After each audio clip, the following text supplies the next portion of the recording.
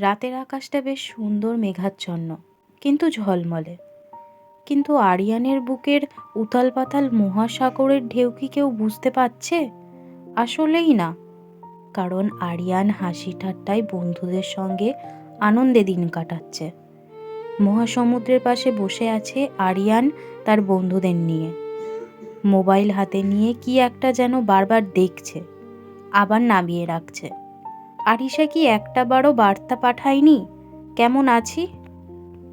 বুধবার দিন একটু কথা কাটাকাটি হয়েছিল।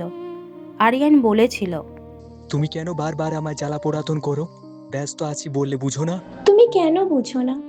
শত দায়িত্বের মাঝে তোমার আওয়াজটা শুনলে একটু শান্তি পাই।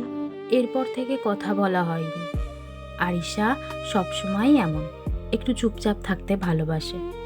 তবে প্রিয়জনের সঙ্গে সারাক্ষণই বকবক করতে ভালোবাসে। তবে প্রিয়জনের কথা তাহার খুব গায়ে লাগে, সাধারণ কথাও তাকে কাঁদিয়ে দেয়। আর অন্যদিকে আরিয়ান ব্যস্ততার ফাঁকে খুব একটা কথা বলতে চায় না। ও শান্তশিষ্ট পরিবেশ চায় যখন ও আরিশার সাথে কথা বলবে।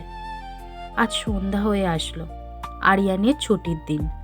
আরিশার সাথে কোনো যোগাযোগ নেই, মন খারাপ। ফোনটা হাতে নিয়ে আরিশার কোনো সাড়া শব্দ পেল না। আরিশা ঘরের ছাদে বসে আছে। একটু পরেই যেন পূর্ণিমার চাঁদ ফুটবে, সন্ধ্যা ঘনিয়ে আসছে। কিন্তু তাহার মনে মনে আরিয়ানের কণ্ঠ বেজে উঠল। কি গো, এখনো রেগে আছো? এরকম বাচ্চামি করলে কি আর হবে? সরি, আমি কিছুক্ষণের হলেও যথাসাধ্য সবকিছু আপডেট আপনাকেই পাঠাবো ম্যাডাম। কখন আমাবস্যা আসবে, কখন রাতের আকাশে দূরের তারা ঝলমল করবে।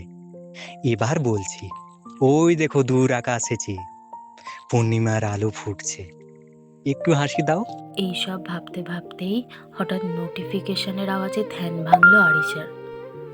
আরিয়ানের একটা SMS এসেছে, ভয়েস মেসেজ, অনেকটা। শেষের মেসেজটা আরিশা মোবাইল হাতে নিয়ে দেখলো আরিয়ান বলেছে, তোমার অভিমানটা আমার সবচেয়ে সুন্দর উপহার। কারণ ওটা না থাকলে আমি বুঝতামই না তুমি আমায় কতটা ভালোবাসো। আরিশার চোখ ভিজে উঠল। আর কোনো অভিমান নয়, শুধু ভালোবাসা। দূরের চাঁদও নিশ্চিন্তে হাসলো। তার অভিমান বোধহয় এবারে কেটেছে। আর সমুদ্র, তুমি যদি বলো তোমার ঢেউয়ের সৌন্দর্য বিনষ্ট না করতে, তাহলে এই অভিমান জীবনের ফাঁকে একটু আধটু কখনো অমাবস্যা হয়ে আসবে।